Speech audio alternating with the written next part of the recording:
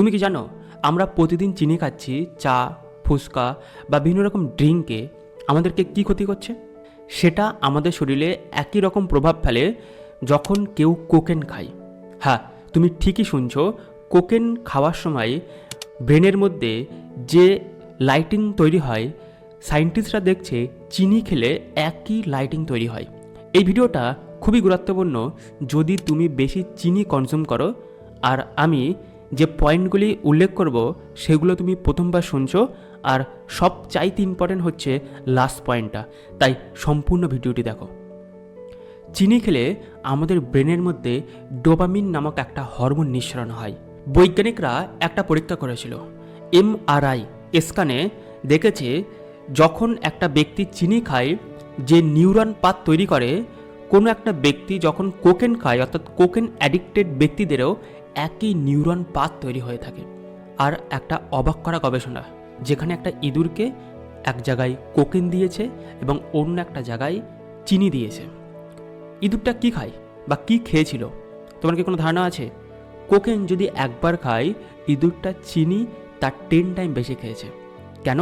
কারণ দেখা গেছে কোকেনের থেকেও চিনি বেশি অ্যাডিক্টেড।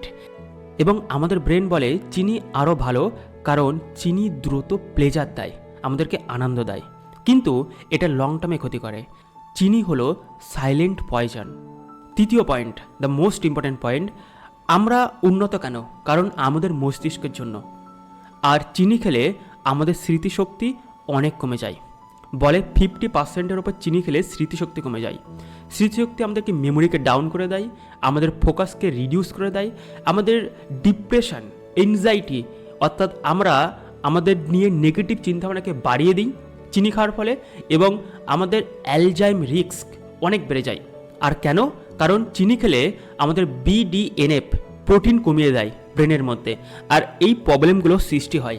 তার জন্য চিনি খেলে বেশি অংশ মানুষ ভ্রান্তিতে পড়ে। চতুর্থ প্রবলেম হচ্ছে চিনি হার্টকে দুর্বল করে। কখনো কি শুনেছো তোমার হার্ট কেন দুর্বল হচ্ছে বা বেশি অংশ মানুষ হার্ট অ্যাটাক হয়? তার 60-70% কেসেস দেখা যাচ্ছে আগে চিনি প্রচুর কনজিউম করেছে। আর চিনি খেলে একদিনে প্রবলেম সৃষ্টি হয় না, এটা ধীরে ধীরে প্রবলেম সৃষ্টি হয়।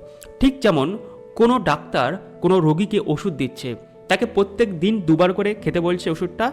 সে যদি একবারে খেয়ে ফেলে এবং সে ভাবে যে আমি তো ওষুধ খেয়ে সুস্থ হয়ে উঠবো, বাট না, সে ধীরে ধীরে সুস্থ হচ্ছে। চিনি খেলেও ধীরে ধীরে সে রোগগ্রস্ত হয়। কোনো একটা ব্যক্তি সে তার লাইফ টাইমে 10 বছর বেশি করে চিনি